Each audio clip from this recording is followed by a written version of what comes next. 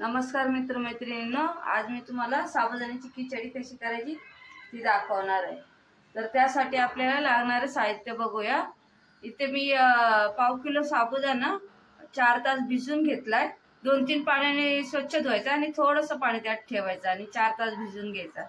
6 बटाटे उकडून घेतलेत, थोडेसे शेंगदाणे घेतलेत, लाल मिरची घेतली। लाल मिरचीचा साबुदाणा छान लागतो खायला। हिरव्या मिरचीचा पण करतात, पण मुलांना लाल मिरचीच आवडतं म्हणून मी लाल मिरच्या घेतल्यात। आणि शेंगदाणे, मिरची आणि मीठ हे आपण मिक्सरला वाटून घेऊया। हे जाडसर थोडं वाटायचं, एकदम बारीक पण नाही वाटायचं।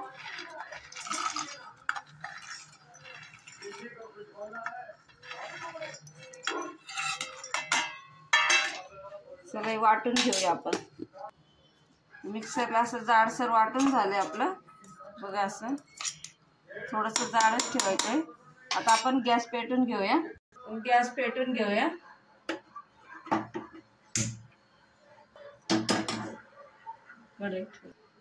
ह्याच्यात आपण तेल ओतून घेऊया थोडंसं। तेल तापलंय आपलं, त्यात आपण हे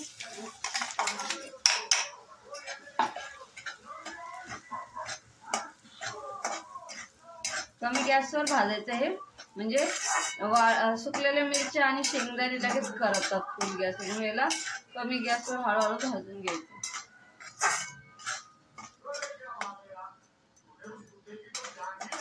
आपलं भाजून झालंय चांगलं, त्यात आपण साबुदाणा टाकूया।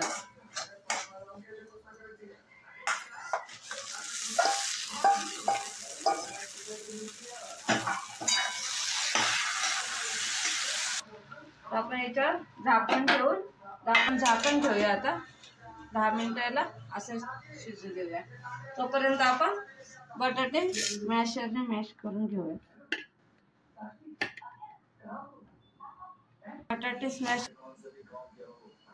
बटाटे स्मॅश करून झालेत। आता आपण साबुदाणा बघूया।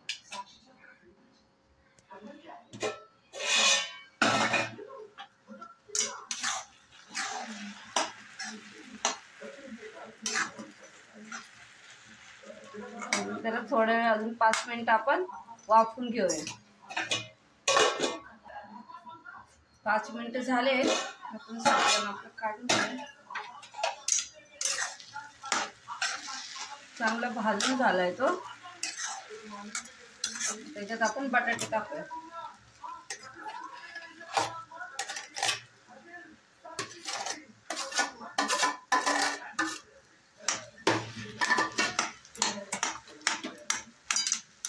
ते मिक्स करून झालंय।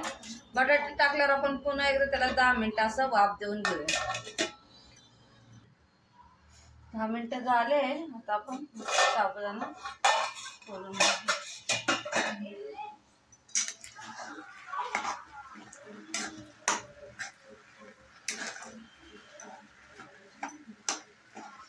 साबुदाणा आपला चांगला एकदम असं स्पंज सारखा झालाय, पूर्ण मऊ झालेला आहे। आपण याला प्लेटात काढूया।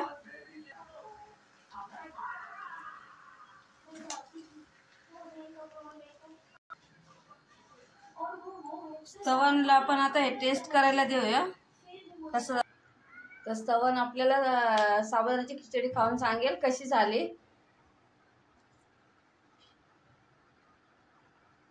स्तवनला जर आवडली, तुम्हाला जर आवडली असेल तर तुम्ही पण घरी ट्राय करा आणि माझ्या चॅनलला लाईक, शेअर आणि सबस्क्राईब करा। धन्यवाद।